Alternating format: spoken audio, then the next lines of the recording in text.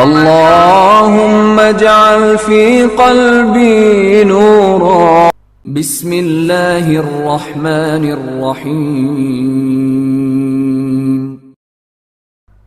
رسول اللہ صلی اللہ علیہ وسلم کے وصال کے بعد خلیفہ حضرت ابوبکر صدیق رضی اللہ تعالیٰ عنہ کی وفات مسلمانوں کے لیے دوسرا بڑا صدمہ تھا. ان کی وفات 23 جمادی الاخر 13 ہجری بمطابق 22 اگست 634 عیسوی غروب آفتاب کے وقت ہوئی تھی. مدینہ کے لوگ یہ خبر سنتے ہی گھروں سے نکل آئے. عورتیں بھی خلیفہ اول کے گھر کی طرف دوڑ پڑیں.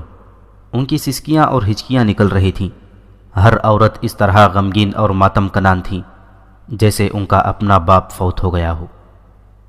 ابوبکر صدیق رضی اللہ تعالیٰ عنہ نے اپنی زندگی کے آخری دنوں میں ہی عمر بن خطاب رضی اللہ تعالیٰ عنہ کو اپنا جانشین نامزد کر دیا تھا. عمر رضی اللہ تعالیٰ عنہ نے اس نامزدگی کو قبول کرنے سے ہچکچاہٹ کا اظہار کیا تھا، لیکن ابوبکر صدیق رضی اللہ تعالیٰ عنہ نے صاف الفاظ میں کہا تھا کہ عمر کے بغیر ان حالات پر جن میں سلطنت اسلامیہ گھری ہوئی ہے قابو پانے کی صلاحیت کسی میں نہیں. اس دور کی تحریروں سے پتہ چلتا ہے کہ عمر رضی اللہ تعالیٰ عنہ بڑی ہی روح کش ذہنی کیفیت میں مبتلا تھے. ایک تو ابوبکر صدیق رضی اللہ تعالیٰ عنہ جیسا بزرگ اور مدبر ساتھی رخصت ہو گیا تھا، اور اس کے ساتھ ہی یہ مسئلہ کہ ان کا یہ ساتھی اپنی تمام تر ذمہ داریوں کا بوجھ ان کے کندھوں پر ڈال گیا تھا. حضرت عمر رضی اللہ تعالیٰ عنہ نے ابوبکر صدیق رضی اللہ تعالیٰ عنہ کے جنازے کے پاس کھڑے ہو کر یہ ماتمی کلمات پڑھے تھے: اے خلیفہ رسول اللہ، آپ نے قوم کو کس مشکل میں ڈال دیا ہے، آپ اسے بہت بڑی مصیبت میں چھوڑ چلے ہیں. آپ جدا ہو گئے، اب کیسے ملنا ہوگا. حضرت ابوبکر نے خلافت کے لیے حضرت عمر کی نامزدگی اپنے طور پر ہی نہیں ڈالی تھی. ذاتی طور پر رسول اکرم صلی اللہ علیہ وسلم نے بھی کبھی فیصلہ نہیں دیا تھا کہ جس طرح آن حضور صلی اللہ علیہ وسلم اپنے ساتھیوں سے مشورہ کیا کرتے تھے، اسی طرح ابوبکر صدیق رضی اللہ تعالیٰ عنہ نے بھی وصیت لکھواتے وقت مشورے لیے تھے. سب سے پہلے انہوں نے عبد الرحمن بن عوف رضی اللہ تعالیٰ عنہ سے پوچھا تھا کہ حضرت عمر کے متعلق ان کی رائے کیا ہے. خدا کی قسم، عبد الرحمن بن عوف رضی اللہ تعالیٰ عنہ نے کہا تھا، عمر کے متعلق آپ کی جو رائے ہے وہ اس سے بھی بہتر ہے، لیکن ان کے مزاج میں سختی ہے. میں جانتا ہوں، حضرت ابوبکر نے کہا تھا، اس کے مزاج میں سختی اس لیے ہے کہ میرا مزاج بہت نرم تھا. جب عمر پر ذمہ داری آ پڑے گی تو وہ اپنے مزاج میں اس کے مطابق خود ہی تبدیلیاں کر لے گا. اور ابو محمد، میں نے عمر کو بہت قریب سے جانچا اور پرکھا ہے. میں نے ہمیشہ دیکھا ہے کہ جب میں غصے میں ہوتا ہوں تو وہ میرا غصہ ٹھنڈا کرنے کی کوشش کرتا تھا، اور جب میں کسی معاملے میں نرمی برتنے لگتا تو عمر مجھے سختی کا مشورہ دیتا تھا. اس کے بعد حضرت ابوبکر نے عثمان غنی رضی اللہ تعالیٰ عنہ کو بلایا اور ان سے حضرت عمر کے متعلق پوچھا. ہم سب سے بہتر جاننے والا اللہ ہے. عثمان غنی رضی اللہ تعالیٰ عنہ نے اپنی رائے ان الفاظ میں دی: تیری رائے یہ ہے کہ ان کا باطن ان کے ظاہر سے کہیں بہتر ہے، اور ہم میں ان جیسا کوئی نہیں. اس کے بعد ابوبکر صدیق رضی اللہ تعالیٰ عنہ نے سعید بن زید، اسید بن حضیر اور کئی اور مہاجرین اور انصار سے حضرت عمر کے متعلق پوچھا، اور انہیں یہ بھی بتا دیا کہ وہ عمر کو اپنا جانشین نامزد کر رہے ہیں. میرا فیصلہ کس حد تک صحیح ہے؟ انہوں نے ان لوگوں سے پوچھا. ان سب نے فردن فردن جو آراء دیں وہ تقریباً ایک ہی جیسی تھیں، جن کا لب لباب یہ تھا کہ عمر کا مزاج اتنا سخت اور درست ہے کہ وہ خلیفہ بن گئے تو مسلمانوں میں انتشار اور افتراق کا خطرہ پیدا ہو جائے گا. تاریخ کے مطابق طلحہ رضی اللہ تعالیٰ عنہ ان سب کی نمائندگی میں ابوبکر کے پاس گئے تھے. خلیفہ رسول حضرت طلحہ نے حضرت ابوبکر سے کہا، جب اللہ آپ سے یہ پوچھے گا کہ رعیت کو کس حال میں کس کے حوالے کر آئے ہو تو آپ کیا جواب دیں گے؟ عمر کو آپ جانشین مقرر کر رہے ہیں، کیا آپ نے کبھی دیکھا نہیں کہ وہ لوگوں کے ساتھ کیسا سلوک کرتا ہے؟ سوچ لیں، جب قوم کو عمر کے ساتھ براہ راست واسطہ پڑے گا تو اللہ آپ سے جواب مانگے گا. حضرت ابوبکر کی عمر 62 برس سے اوپر ہو گئی تھی، اور وہ علیل تھے، قریب المرگ تھے. ان کے جسم میں اتنی سکت نہیں رہی تھی کہ اپنی طاقت سے اٹھ کر بیٹھ جاتے۔ مورخ لکھتے ہیں کہ حضرت ابو بکر طلحہ کی رائے سن کر غصے سے کانپنے لگے، حالانکہ ان کے مزاج میں غصہ نہ ہونے کے برابر تھا۔ اتنا شدید غصہ آ جانا ثبوت تھا کہ وہ عمر کو ہی مدبر اور دانشمند سمجھتے ہیں۔ مجھے بٹھاؤ، حضرت ابو بکر نے غصے میں کہا۔ ان کے ایک عزیز نے انہیں سہارا دے کر بٹھایا۔ کیا تم مجھے اللہ سے ڈراتے ہو؟ حضرت ابو بکر نے غصے سے کانپتی ہوئی آواز میں کہا، میں نامراد ہو کر مروں اگر میں تم پر ایک ظالم کو مسلط کر کے جاؤں اور یہی میرا توشہ آخرت ہو۔ میں اللہ سے کہوں گا، اے اللہ، میں تیرے بندے پر اس شخص کو اپنا جانشین مقرر کر آیا ہوں جو تیرے رسول کی امت میں سب سے بہتر تھا۔ حضرت ابو بکر کی آواز نقاہت کی وجہ سے بہت نحیف تھی، جو صرف قریب بیٹھے ہوئے ایک دو آدمی ہی سن سکے تھے۔ اور میری بات سنو طلحہ، حضرت ابو بکر نے طلحہ کو اپنے قریب کر کے کہا، جو بات میں نے کہی ہے وہ اپنے پیچھے بیٹھے ہوئے آدمیوں کو بھی سنا دو۔ طلحہ نے خلیفہ کے حکم کی تعمیل کی اور حضرت ابو بکر پھر لیٹ گئے۔ مستند تاریخوں میں آیا ہے کہ حضرت ابو بکر صدیق رضی اللہ تعالیٰ عنہ اس رات کو نہ سو سکے۔ یہ صورتحال انہیں پریشان کر رہی تھی کہ امت رسول صلی اللہ علیہ وسلم میں عمر کی خلافت پر اختلاف پایا جاتا ہے۔ الصبح عبد الرحمن بن عوف رضی اللہ تعالیٰ عنہ ان کی عیادت کو آئے تو گھر والوں نے انہیں بتایا کہ حضرت ابو بکر نے رات آنکھوں میں کاٹ دی ہے۔ خلیفہ رسول عبد الرحمن بن عوف رضی اللہ تعالیٰ عنہ نے پوچھا، رات سو نہ سکنے کا باعث کیا تھا؟ طلحہ اور دوسرے لوگوں کی باتوں نے مجھے بہت دکھ دیا ہے۔ حضرت ابو بکر نے کہا، میں نے اپنی عقل و دانش کے مطابق خلافت کی ذمہ داری اس شخص کو سونپنی چاہیے تھی جو تم میں ہر لحاظ سے بہتر ہے، اور تم لوگ میرے اس فیصلے کو قبول نہیں کر رہے۔ کیا تم یہ چاہتے ہو کہ یہ نازک ذمہ داری کسی اور کے سپرد کر دوں، یہ جانتے ہوئے کہ اس سے بہتر آدمی موجود نہیں؟ اللہ آپ پر رحم کرے خلیفہ رسول۔ عبد الرحمن بن عوف رضی اللہ تعالیٰ عنہ نے کہا، اپنے دل پر اس طرح بوجھ نہ ڈالیں، اس سے تو آپ کی بیماری اور بڑھے گی۔ میں جانتا ہوں کہ رائے دینے والے لوگ دو فریقوں میں بٹ گئے ہیں۔ ایک گروہ وہ ہے جو آپ کے فیصلے کو دل و جان سے قبول کرتا ہے اور وہ آپ کا ہی ساتھ دے گا، دوسرا گروہ وہ ہے جو آپ کی رائے سے اختلاف رکھتا ہے۔ مجھے افسوس ہے کہ اس دوسرے فریق کی قیادت وہ شخص کر رہا ہے جو آپ کا مشیر ہے اور آپ کا دوست بھی ہے۔ ہم سب کو پورا اعتماد ہے کہ آپ کا فیصلہ نیک نیتی پر مبنی ہے اور آپ کا مقصود امت کی فلاح و بہبود اور اصلاح و ہدایت کے سوا کچھ نہیں۔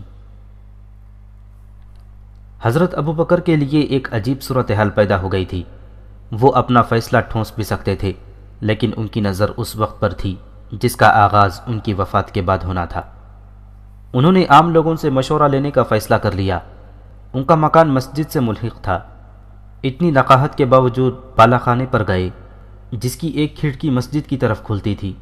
مسجد میں نمازی ظہر کی نماز کے بعد موجود رہے۔ انہیں بتا دیا گیا تھا کہ خلیفہ ان کے ساتھ کوئی بات کرنا چاہتے ہیں۔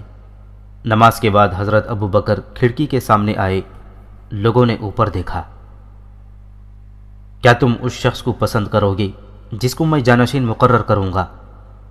حضرت ابو بکر صدیق رضی اللہ تعالیٰ عنہ نے پوچھا۔ ہم وہ پسند کریں گے جو آپ کریں گے۔ نمازیوں میں سے کئی ایک کی آوازیں سنائی دیں۔ خدا کی قسم، حضرت ابو بکر نے کہا، میں نے بہت ہی غور و فکر کے بعد یہ فیصلہ کیا ہے کہ میرے بعد خلافت کی ذمہ داری عمر بن خطاب سنبھالے گا۔ میں نے یہ عظیم منصب اپنے کسی قریبی رشتہ دار کو نہیں دیا۔ میں جو کہہ رہا ہوں وہ غور سے سنو۔ اس فیصلے کو قبول کرو کہ میرا جانشین عمر بن خطاب ہوگا۔ تقریباً تمام آدمیوں کی آواز سنائی دی۔ ہم نے خلیفۃ الرسول کا کہنا سن لیا اور مان لیا ہے۔ ابو بکر صدیق رضی اللہ تعالیٰ عنہ کی بوڑھی آنکھوں میں آنسو آ گئے۔ انہوں نے دونوں ہاتھ آسمان کی طرف اٹھائے۔ اے اللہ، ابو بکر نے لرزتی کانپتی ہوئی آواز میں کہا، میں نے عمر کا انتخاب تیرے رسول کی امت کی بہتری کے لیے کیا ہے، اور اس اندیشے سے کہ ان میں اختلاف کے باعث فساد نہ ہو جائے۔ میں نے تیری ذات پر اعتماد کرتے ہوئے فیصلہ کیا ہے اور اے اللہ، دلوں کا حال تو ہی بہتر جانتا ہے۔ میں نے ایک طاقتور شخص کو جانشین مقرر کیا ہے، اور جو سخت مزاج اس لیے ہے کہ وہ صداقت پسند اور راست رو ہے، اور مسلمانوں کی راست روئی کا خواہش مند ہے۔ مورخ لکھتے ہیں کہ حضرت ابوبکر صدیق رضی اللہ تعالیٰ عنہ کی یہ دعا سن کر مسجد میں جو لوگ دل میں اختلاف لیے چھپ کر بیٹھے تھے وہ بھی پکار اٹھے کہ ہمیں عمر کی خلافت قبول ہے۔ کھڑکی میں کھڑے ابوبکر صدیق رضی اللہ تعالیٰ عنہ کا جسم ڈول رہا تھا۔ انہیں سہارا دے کر نیچے لے گئے۔ ان میں تو اب بولنے کی سکت بھی نہیں رہی تھی، لیکن بستر پر جاتے ہی انہوں نے کہا، عمر کو بلاؤ۔ حضرت عمر آ گئے۔ عمر، ابوبکر صدیق رضی اللہ تعالیٰ عنہ نے کہا، کیا تم نے میری وصیت سن لی؟ سن لی ہے خلیفۃ الرسول، میں اس قابل تو نہیں تھا۔ عمر رضی اللہ تعالیٰ عنہ نے کہا، لیکن یہ میرا انتخاب اور میرا فیصلہ ہے عمر۔ ابوبکر صدیق رضی اللہ تعالیٰ عنہ نے جھنجلا کر کہا، لوگ تمہارے حق میں بھی ہیں اور لوگ تمہارے خلاف بھی ہیں، لیکن میں نے اللہ کی رہنمائی حاصل کر کے یہ ذمہ داری تمہارے کندھوں پر رکھی ہے۔ اب میں اس کے خلاف کوئی دوسری بات سننے کے لیے تیار نہیں۔ مجھے آپ کا فیصلہ قبول ہے، عمر رضی اللہ تعالیٰ عنہ نے کہا۔ امت پر یہ دن بڑی مشکل کے دن تھے۔ ادھر عراق اور شام میں رومیوں کے خلاف جنگ جاری تھی، جس میں مسلمانوں کی پوزیشن کچھ کمزور ہو گئی تھی۔ صورتحال پسپائی والی نظر آ رہی تھی۔ ابوبکر رضی اللہ تعالیٰ عنہ نے خالد بن ولید رضی اللہ تعالیٰ عنہ کو عراق کے محاذ سے ہٹا کر شام کے محاذ پر بھیج دیا تھا۔ پھر بھی کوئی اچھی خبر سننے میں نہیں آ رہی تھی۔ خالد بن ولید رضی اللہ تعالیٰ عنہ کے چلے جانے سے عراق کا محاذ کمزور پڑ گیا تھا۔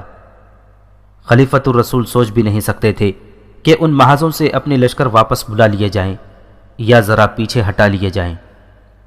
عمر، ابوبکر صدیق رضی اللہ تعالیٰ عنہ نے کہا، لگتا ہے جیسے میں آج ہی دنیا سے رخصت ہو جاؤں گا۔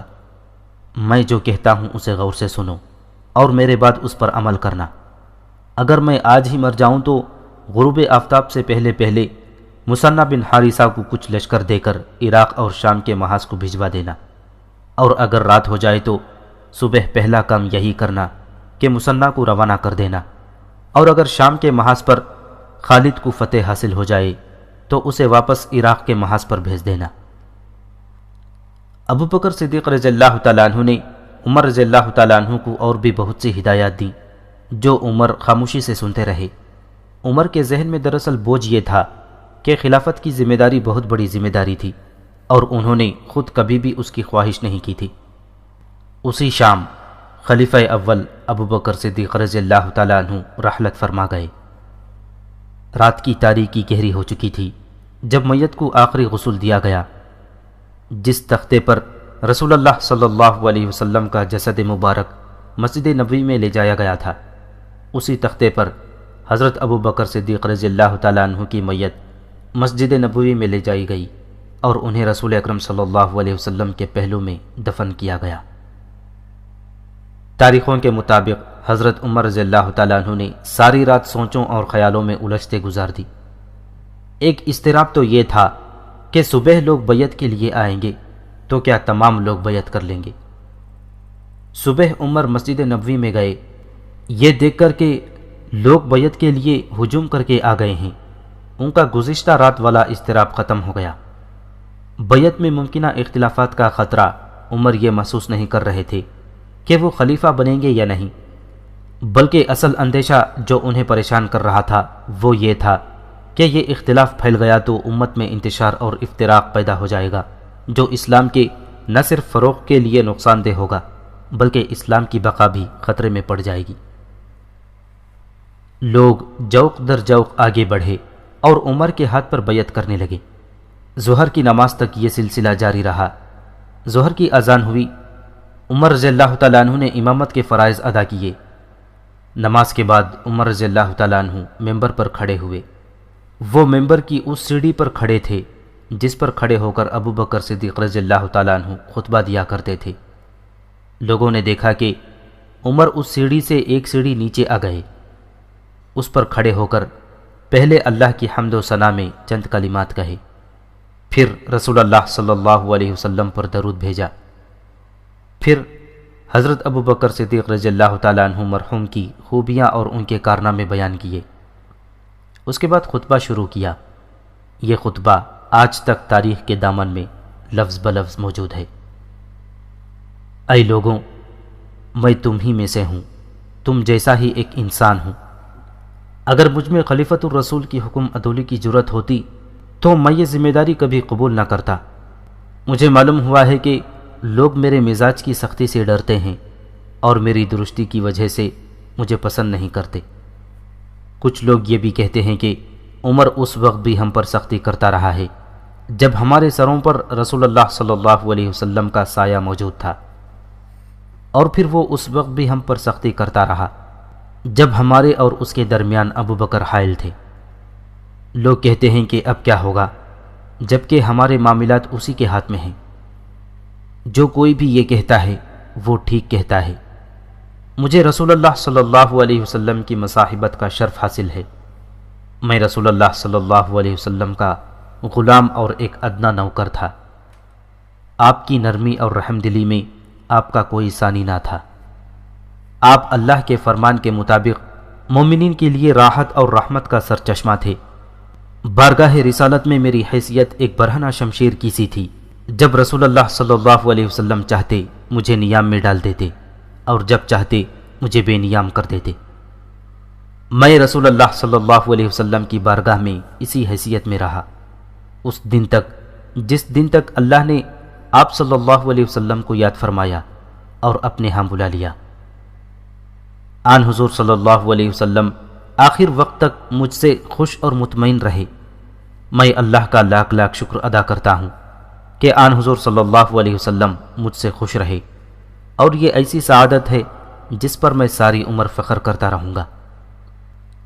آن حضور صلی اللہ علیہ وسلم کے وصال کے بعد آپ کی خلافت ابو بکر صدیق رضی اللہ تعالیٰ عنہ کے سپرد ہوئی۔ کیا کوئی ابو بکر کے تحمل، نرمی اور کرم نوازی سے انکار کر سکتا ہے؟ میں ابو بکر کا بھی خادم اور معاون رہا۔ میں اپنی سختی کو ابو بکر کی نرم مزاجی میں جذب کر دیا کرتا تھا۔ میں ایک برہنہ تلوار تھا جسے ابو بکر نیام میں ڈال دیتے تھے، یا کسی بہت ہی ضروری کام کے لیے مجھے نیام سے نکال کر استعمال کرتے تھے۔ میں اس حیثیت میں پوری فرمانبرداری سے ان کے ساتھ رہا تھا، یہاں تک کہ وہ بھی ہم سے جدا ہو گئے، اور میں اللہ کا لاکھ لاکھ شکر ادا کرتا ہوں کہ ابو بکر صدیق رضی اللہ تعالیٰ عنہ آخر وقت تک مجھ سے خوش اور مطمئن رہے۔ اور اب اے لوگوں، تمہارے معاملات اور دیگر تمام احوال کی ذمہ داری میرے کندھوں پر رکھ دی گئی ہے۔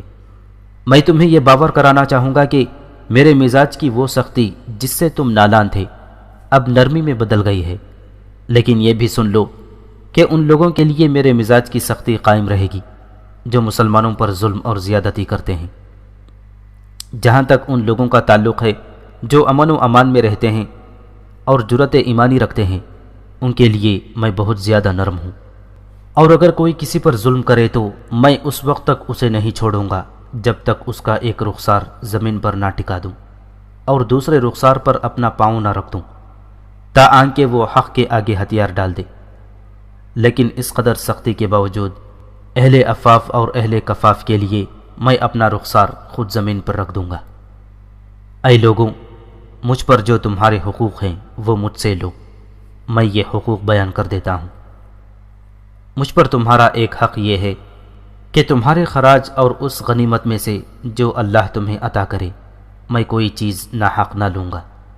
مجھ پر تمہارا یہ حق ہے کہ جب تم میں سے کوئی میرے پاس آئے تو مجھ سے اپنا حق وصول کر کے جائے۔ مجھ پر تمہارا یہ حق ہے کہ تمہارے عطیات اور وظائف میں اضافہ کروں اور تمہاری سرحدوں کو اتنا مستحکم کروں کہ دین کے دشمن ادھر کا رخ نہ کر سکیں۔ اور مجھ پر یہ تمہارا حق ہے کہ تمہیں ہلاکت میں نہ ڈالوں اور محاذ سے تمہیں گھر واپس آنے سے نہ روکے رکھوں، اور جب تم کسی محاذ پر لڑنے کے لیے جاؤ تو ایک باپ کی طرح تمہارے اہل و عیال کی دیکھ بھال کروں۔ اے اللہ کے بندوں، اللہ سے ڈرو، میرے ساتھ عفو و درگزر کا رویہ اختیار کرو اور میرے ساتھ تعاون کرو، امر بالمعروف اور نہی عن المنکر میں میری مدد کرو، اور تمہاری جو خدمات اللہ نے تمہیں سپرد کی ہیں ان کے متعلق مجھے نصیحت کرو۔ میں تم سے یہ بات کہہ رہا ہوں اور اپنے اور تمہارے لیے اللہ سے مغفرت طلب کر رہا ہوں۔ ایک روایت یہ بھی ہے کہ عمر رضی اللہ تعالیٰ عنہ نے یہ خطبہ نماز سے پہلے دیا تھا اور اس کے بعد نماز پڑھائی تھی۔ بہرحال لوگوں کے دلوں میں عمر کی مزاجی سختی اور درشتی کا جو خوف سا بیٹھا ہوا تھا وہ بالکل اتر گیا۔ مستند مورخ لکھتے ہیں کہ عمر تو خطبے کے بعد مسجد سے چلے گئے، لیکن لوگ مسجد میں بیٹھے یا باہر کھڑے ان کے خطبے پر تبادلہ خیالات کرتے رہے۔ زیادہ تر یہ بات سنائی دی کہ عمر کا ظاہر اور باطن ایک ہے اور عمر سختی اور درشتی کے باوجود انصاف پسند انسان ہے۔ نخلستان میں موسیٰ اپنے گروہ کے سردار ابو سلمہ اور دیگر ساتھیوں کو حضرت ابو بکر کی وفات اور حضرت عمر کی خلافت کی تفصیل سنا رہا تھا۔ پھر سب کھانے میں مصروف ہو گئے۔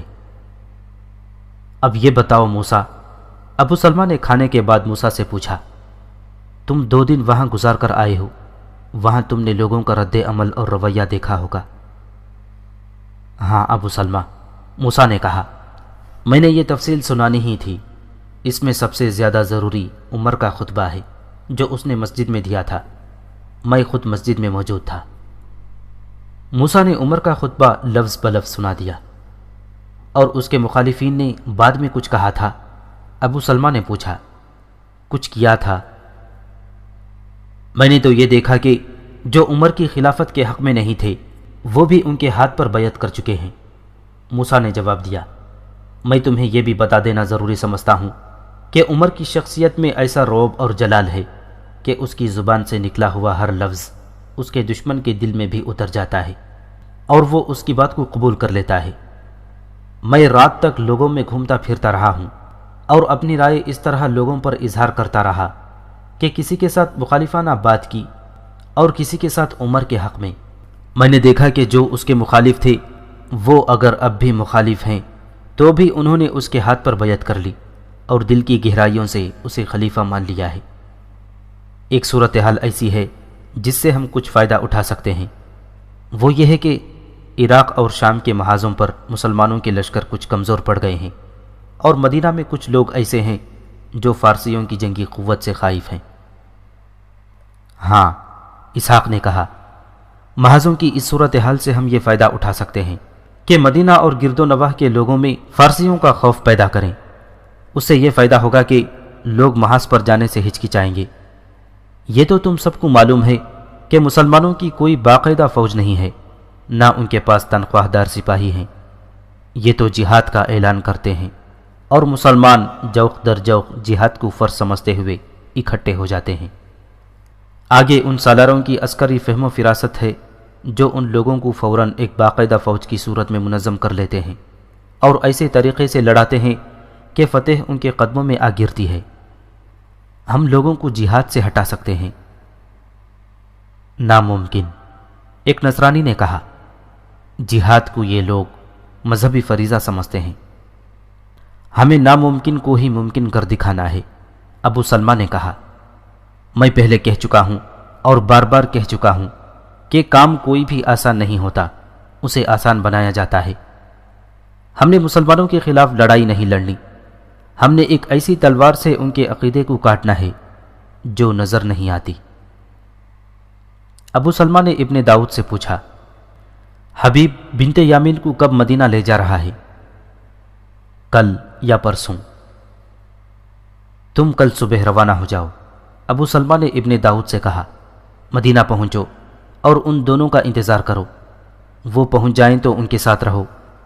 حبیب بھی عمر کے ہاتھ پر بیعت کرے گا، تم بھی اس کے ساتھ رہنا، آگے تمہیں معلوم ہے کہ کیا کرنا ہے، ہمارا تمہارے ساتھ رابطہ رہے گا۔ حبیب ابن کعب اپنی نئی بیوی بنت یامین کو ساتھ لے کر مدینہ چلا گیا۔ وہاں اس کا اپنا مکان تھا، اس مکان سے پتہ چلتا تھا کہ وہ صاحب حیثیت ہے۔ وہ وہاں پہنچا ہی تھا کہ ابن داؤد بھی آ گیا۔ میں تمہارے پاس زیادہ دن نہیں ٹھہروں گا ابن کعب، ابن داؤد نے حبیب سے کہا، میں اپنی بیٹی کو دیکھنے آیا ہوں، تم نے مجھ غریب پر جو کرم کیا ہے وہ میں ساری عمر نہیں بھول سکوں گا، اور میں اس کا صلہ دینے کے بھی قابل نہیں، اور میں نے اگر کرم ہی کیا ہے تو میں نے صلے کی توقع پر نہیں کیا حبیب نے کہا تم مجھے صلہ دے چکے ہو، بنت یامین سے زیادہ قیمتی اور صلہ کیا ہوگا، اور میں امید رکھوں گا کہ یہ میرے ساتھ وفاداری کرے گی۔ میرے باپ نے اپنی بیٹی آپ کے حوالے کی ہے۔ پاس بیٹھی ہوئی بنت یامین نے حبیب سے کہا اور میں اپنے جسم کے ساتھ اپنی روح بھی آپ کے حوالے کر چکی ہوں۔ میری وفا کو آپ گھر کی چار دیواری میں نہیں آزما سکیں گے۔ اگر آپ کبھی جہاد پر گئے تو میں آپ کے ساتھ چلوں گی۔ میری وفا میدان جنگ میں دیکھنا۔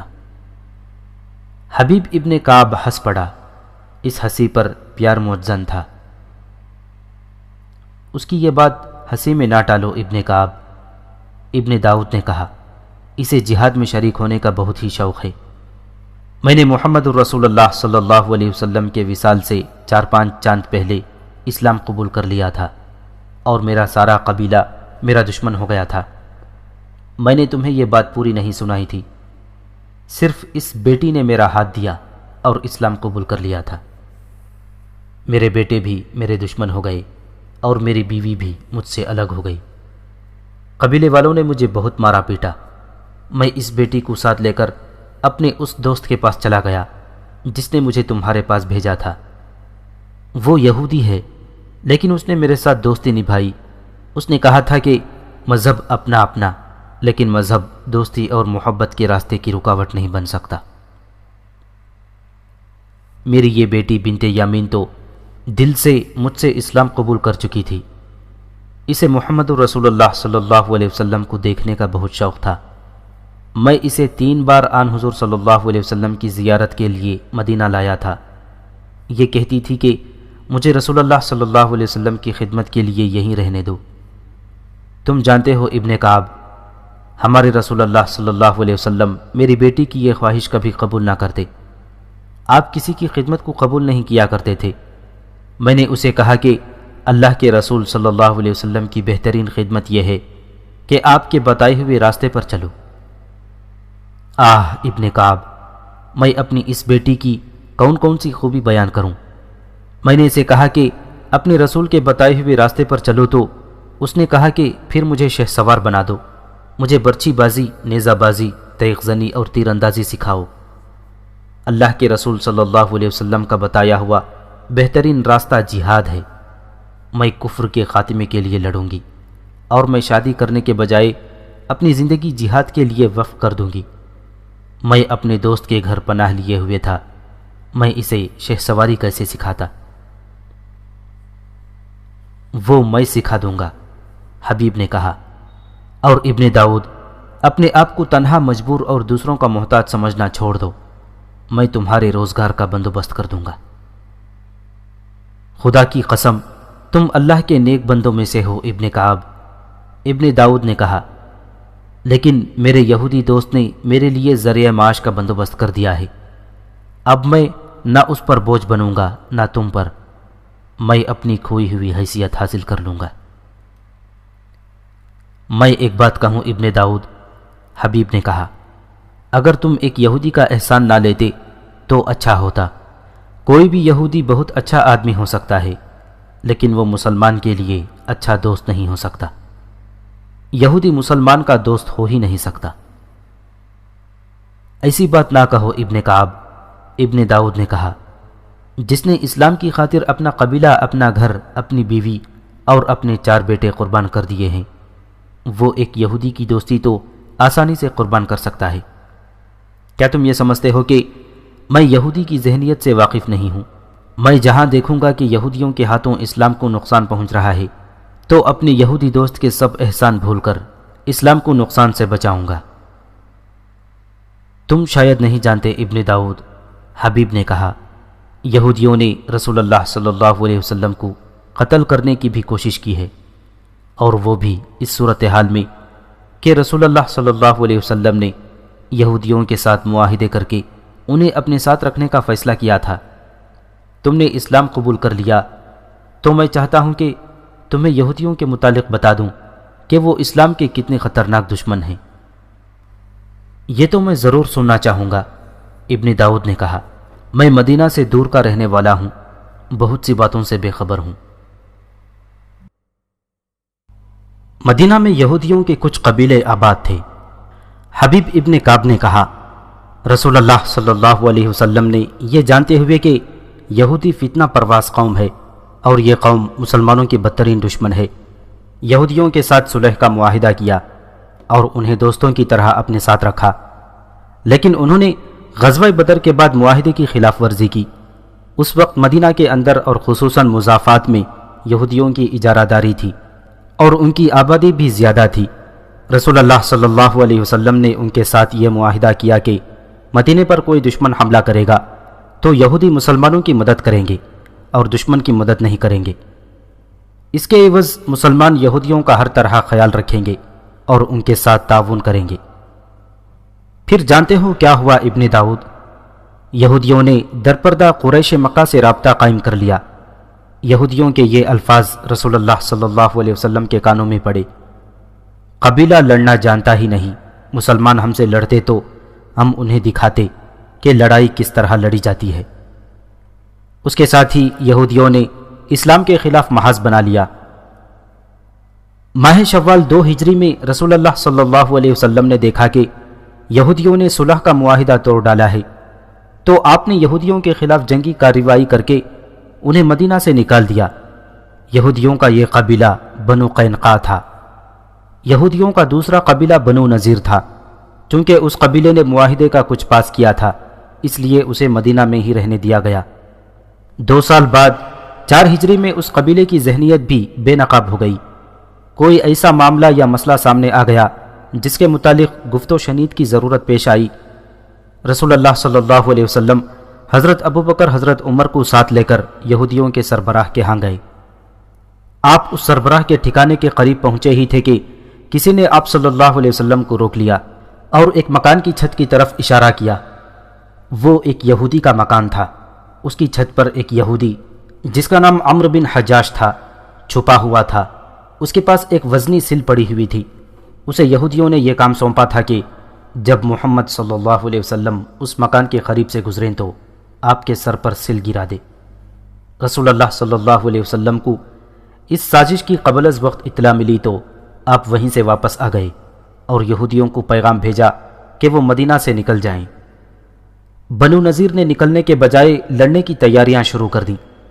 آن حضور صلی اللہ علیہ وسلم کے حکم سے بنو نذیر کو تیاریوں کی حالت میں پکڑا گیا اور یہودی مدینے سے نکالے گئے۔ ان میں کچھ تو شام چلے گئے اور زیادہ تر خیبر میں جا آباد ہوئے۔ تم نے شاید ان کے سرداروں کے نام سنے ہوں گے۔ سلام بن ابی الحقیق، کنانہ بن ربی اور حی بن اخطب مشہور یہودی سربراہ تھے۔ یہ خیبر میں آباد ہوئے اور رسول اللہ صلی اللہ علیہ وسلم سے انتقام لینے کی تیاریوں میں مصروف ہو گئے۔ یہودی سازش کے ماہر ہیں۔ انہوں نے مکہ جا کر قبیلہ قریش کو مسلمانوں کے خلاف بھڑکایا اور وہ دوسرے علاقوں پر بھی گئے اور لوگوں کو مسلمانوں سے یوں خوفزدہ کیا کہ مسلمانوں کو مدینے میں ہی ختم نہ کیا گیا تو یہ سب کو ختم کر دیں گے۔ تم شاید نہیں جانتے ابن داؤد، یہودی کا دماغ سازش کے سوا اور کچھ سوچ ہی نہیں سکتا۔ یہ ایسے پر اسرار الفاظ اور انداز سے لوگوں کو اکساتے اور مشتعل کرتے ہیں کہ ہر یہودی کی بات کو اپنے دل کی آواز سمجھنے لگتا ہے۔ انہوں نے قبیلہ قریش اور دوسرے قبیلوں کے سامنے اپنی مثال پیش کی کہ یہودی پشت در پشت مدینے میں رہتے چلے آ رہے ہیں۔ تم دیکھ رہے ہو کہ انہوں نے یہودیوں کو گھر سے بے گھر اور وطن سے جلا وطن کر دیا ہے، اور مدینہ میں وہی چند ایک یہودی رہ گئے ہیں جنہوں نے مسلمانوں کی غلامی قبول کر لی ہے۔ ہاں ابن کعب، ابن داؤد نے معصومیت کے لہجے میں کہا، میں یہودیوں کی ذہنیت اور اسلام کی دشمنی کے متعلق جانتا ہوں، لیکن اتنا نہیں جانتا جتنا تم جانتے ہو۔ یہ باتیں مجھے سناؤ۔ میرا بیٹھنا اٹھنا یہودیوں کے ساتھ رہتا ہے، میں ان کی ہر بات کو سچ مان لیا کرتا ہوں۔ کیا تم ساری باتیں سننا پسند کرو گے؟ حبیب نے پوچھا۔ اکتا تو نہیں جاؤ گے؟ نہیں ابن کعب، ابن داؤد نے کہا، میں یہ باتیں سننا چاہتا ہوں۔ ان سے زیادہ تو مجھے یہ باتیں سننے کا شوق ہے، بنت یامین نے کہا۔ میں جب اسلام کے کسی دشمن کی بات سنتی ہوں تو میرے جسم میں آگ لگ جاتی ہے۔ میں کہتی ہوں اسے ابھی قتل کر دو۔ یہودیوں سے مجھے اسی لیے نفرت ہے۔ تم دونوں سننا چاہو یا نہ چاہو، حبیب نے کہا، میرا دل آج ایسا بھر آیا ہے کہ یہی باتیں کرتے رہنے کو جی چاہتا ہے۔ یہ باتیں کوئی پرانی باتیں تو نہیں۔ رسول اللہ صلی اللہ علیہ وسلم کے وصال کو ابھی 2 سال اور کچھ مہینے ہی گزرے ہیں، لیکن آن حضور صلی اللہ علیہ وسلم مجھے اپنی آنکھوں کے سامنے گھومتے پھرتے، میدان جنگ میں گرجتے برستے مجاہدین کی قیادت کرتے، سالاروں کو ہدایت دیتے نظر آ رہے ہیں۔ میں نبی آخر الزماں صلی اللہ علیہ وسلم کی قیادت میں جنگ خندق میں شامل ہوا تھا۔ تم مدینہ سے دور کے رہنے والے ہو، تم نے شاید سنا ہوگا کہ اہل قریش نے 10,000 کا لشکر اکٹھا کر کے مدینے پر چڑھائی کر دی تھی۔ یہ 5ویں ہجری کا واقعہ ہے، کل ہی کی تو بات ہے، ابھی 6-7 سال گزرے ہیں۔ مجھے یاد ہے، ابن داؤد نے کہا، یہ خبر کچھ عرصے بعد میرے گاؤں تک پہنچی تھی۔ اہل قریش ناکام لوٹ گئے تھے۔ ناکام اس لیے لوٹ گئے تھے کہ رسول اللہ صلی اللہ علیہ وسلم کے حکم سے مدینہ کے ارد گرد خندق کھودی گئی تھی۔ حبیب نے کہا، یہ ماہ شوال 5 ہجری 627 عیسوی کا واقعہ ہے۔ میں تمہیں سنا رہا تھا کہ یہودی مدینہ سے نکالے گئے تو انہوں نے قبیلہ قریش کو اور دوسرے قبیلوں کو بھی مسلمانوں کے خلاف ایسا مشتعل کیا کہ ابو سفیان 10,000 آدمیوں کا لشکر لے کر مدینے پر چڑھ دوڑا۔ خندق نے انہیں آگے نہ بڑھنے دیا۔ اہل قریش اور ان کے ساتھ آئے ہوئے دوسرے قبیلوں نے مدینے کو 1 ماہ پورا محاصرے میں لیے رکھا۔ انہوں نے خندق عبور کرنے کی بہت کوشش کی لیکن نہ کر سکے۔ رسول اللہ صلی اللہ علیہ وسلم نے حکم دیا کہ رات کو خندق کے ساتھ ساتھ پہرا دیا جائے۔ صرف ایک طرح تھوڑے سے حصے میں خندق نہیں تھی، میں اسی طرف تھا۔ دشمن نے ادھر سے آگے بڑھنے کی کوشش کی تھی اور لڑائی بھی ہوئی تھی، میں اس لڑائی میں شامل تھا۔ تم نے عرب کے ایک مشہور بہادر آدمی عمرو بن عبدود کا نام سنا ہوگا۔ وہ عمرو بن عبدود جس کے متعلق مشہور تھا کہ اس کی طاقت 500 گھڑ سواروں کے برابر ہے۔ ہاں ابن داؤد، حبیب نے کہا، وہ واقعی بہت بہادر ہے۔ وہ اسی معرکے میں حضرت علی رضی اللہ تعالیٰ عنہ کے ہاتھوں مارا گیا تھا۔ اس نے دعویٰ کیا تھا کہ وہ اسلام کو مدینہ کے اندر ہی ختم کر دے گا، لیکن خود ختم ہو گیا۔ جی میں آتی ہے کہ اس وقت کی ایک ایک بات سناؤں، لیکن میں تمہیں یہودیوں کی فریب کاریاں سنانا چاہتا ہوں۔ میں بتا رہا تھا کہ ایک طرف خندق نہیں تھی، اس لیے اس طرف سے ہی حملے کا خطرہ تھا۔ ہم اس طرف تیار موجود رہتے تھے۔ مدینہ میں ایک کشادہ مکان تھا۔ رسول اللہ صلی اللہ علیہ وسلم کے حکم سے ہم نے عورتوں اور بچوں کو اس مکان میں منتقل کر دیا تھا۔ یہ ان کی حفاظت کا انتظام کیا گیا تھا، لیکن ایک آدمی کو اس مکان کے ساتھ مشکوک حالت میں آہستہ آہستہ چلتے ہوئے دیکھا گیا۔ اس کے ہاتھ میں برچھی تھی۔ رسول اللہ صلی اللہ علیہ وسلم کی پھوپھی صفیہ رضی اللہ تعالیٰ عنہ کو خبر ہوئی تو وہ ایک موٹا ڈنڈا لے کر باہر نکلی۔ اس آدمی پر انہوں نے عقب سے حملہ کیا اور سر پر ڈنڈے مار مار کر اسے ختم کر دیا۔ کون تھا وہ؟ بنت یامین نے پوچھا۔ وہ یہودی تھا، حبیب نے جواب دیا۔ بنو قریظہ کا آدمی تھا۔ عام خیال تو یہ تھا کہ وہ رسول اللہ صلی اللہ علیہ وسلم کو قتل کرنے جا رہا تھا، لیکن کچھ دنوں بعد ایک یہودی نے راز کی یہ بات بتائی تھی کہ یہ آدمی ایک بے حد خطرناک سازش کے تحت آیا تھا۔ وہ ان آدمیوں میں سے تھا جنہیں مدینہ سے نہیں نکالا گیا تھا، کیونکہ انہوں نے مسلمانوں کے آگے غلامانہ انداز اختیار کر لیا تھا اور مسلمانوں کو ان پر اعتبار آ گیا تھا۔ سازش یہ تھی کہ یہ یہودی اس مکان کے اندر چلا جائے جس میں ہماری عورتیں اور بچے تھے، اور یہ ان پر برچھیوں سے حملہ کر دے گا۔ عورتوں اور بچوں نے شور و غل مچانا تھا اور ان میں بھگدڑ بھی بپا ہونی تھی۔ ظاہر ہے ہم سب نے ادھر دوڑے جانا تھا۔ اس صورتحال میں قبیلہ قریش اور دیگر قبیلوں نے راستہ صاف دیکھ کر حملہ کر دینا تھا، لیکن یہ یہودی پہلے ہی مارا گیا اور دشمنوں کی سازش ناکام ہو گئی۔ تمام حملہ آور قبیلے مایوسی کے عالم میں واپس چلے گئے۔ قبیلہ قریش اور اس کے حامی قبیلے تو ہار مان گئے، لیکن یہودی شیطانیت کی علم بردار قوم ہے اور ہار نہ ماننا شیطان کی خصلت ہے۔ وہ بدی کو دل سے نکلنے نہیں دیتا۔ یہودیوں کے 3 سربراہ سلام بن ابی الحقیق، کنانہ بن ربی اور حی بن اخطب مدینہ سے خیبر چلے گئے، جہاں مدینہ کی یہودی جا کر آباد ہوئے تھے۔ ان 3 یہودیوں نے ایک عرب قبیلے بنو سعد کو مسلمانوں کے خلاف بھڑکانا شروع کر دیا۔ انہوں نے ایسے انداز اختیار کیے کہ بنو سعد ان کے جھانسے میں آ گئے اور مسلمانوں کے خلاف لڑنے کے لیے تیار ہو گئے۔ یہ خندق کے معرکے کے 1 سال بعد کا واقعہ ہے۔ خیبر کی طرف سے آنے والے ایک تاجر نے مدینہ میں آ کر کسی سے ذکر کیا کہ خیبر میں بنو سعد مدینے پر حملے کی تیاریاں کر رہے ہیں۔ یہ خبر رسول اللہ صلی اللہ علیہ وسلم تک پہنچ گئی۔ آن حضور صلی اللہ علیہ وسلم کا یہ اصول تھا کہ دشمن تمہارے خلاف تیاریاں کر رہا ہو تو اسے تیاری کی حالت میں اس کے گھر جا پکڑو، اپنے گھر بیٹھے اس کا انتظار نہ کرتے رہو۔ چنانچہ آپ صلی اللہ علیہ وسلم نے حضرت علی رضی اللہ تعالیٰ عنہ کو بنو سعد پر حملے کے لیے بھیجا۔ بنو سعد کو اس حملے کی توقع نہیں تھی۔ حضرت علی رضی اللہ تعالیٰ عنہ کے ساتھ کوئی زیادہ لشکر نہیں تھا، لیکن بنو سعد پر یہ حملہ ایسا اچانک تھا کہ وہ بھاگ نکلنے کے سوا کچھ بھی نہ کر سکے۔ حضرت علی رضی اللہ تعالیٰ عنہ مجاہدین کے لشکر کے ساتھ مدینہ واپس آئے تو ان کے ساتھ بنو سعد کے 500 اونٹ تھے۔ کیا تم بھی حضرت علی کے ساتھ گئے تھے؟ ابن داؤد نے پوچھا۔ نہیں، حبیب ابن کعب نے کہا، میں دوسرے لشکر کے ساتھ گیا تھا اور یہی خیبر کی اصل لڑائی تھی۔ میں اس لڑائی کی ساری باتیں نہیں سناؤں گا، میں تمہیں یہودی کی اسلام دشمن ذہنیت سے خبردار کر رہا ہوں۔ بنت یامین، کیا تم ناگن پر اعتبار کر لو گی کہ تمہیں نہیں ڈسے گی؟ نہیں، تم ناگن پر اعتبار کر سکتی ہو، حبیب نے کہا۔ تم ایک طرف ہو جاؤ گی تو وہ تمہارے قریب سے گزر جائے گی، لیکن کسی یہودن پر کبھی اعتبار نہ کرنا۔ اسے جو ہی پتہ چلے گا کہ تم مسلمان ہو تو وہ تمہیں ڈس لے گی۔ بنو سعد کو ان یہودیوں نے بھڑکا کر مسلمانوں سے مروایا تھا، تو انہوں نے ایک اور قبیلے کو مسلمانوں کے خلاف بھڑکانا شروع کر دیا تھا۔ یہ تھا قبیلہ غطفان، جو بنو سعد سے زیادہ طاقتور تھا۔ اس قبیلے نے مدینے پر حملے کی تیاریاں شروع کر دیں اور اس کی بھی خبر مدینہ پہنچ گئی۔ اب رسول اللہ صلی اللہ علیہ وسلم خود خیبر کو روانہ ہوئے۔ ہجری کا 7واں سال شروع ہو چکا تھا۔ میں ان 1400 سپاہیوں کے ساتھ تھا جو خیبر پر حملہ کرنے گئے تھے۔ ہمارے ساتھ صرف 200 گھوڑ سوار تھے۔ یہودیوں نے تھوڑے سے عرصے میں قلعے بنا لیے تھے۔ مجھے ان کے نام یاد ہیں: ناعم، قمیوز، صعاب، وتیح اور سلالم۔ ان میں وتیح اور سلالم بہت ہی مضبوط قلعے تھے۔ باقی سب قلعے فتح ہو گئے، لیکن ان 2 قلعوں کو فتح کرنا بہت ہی مشکل کام تھا۔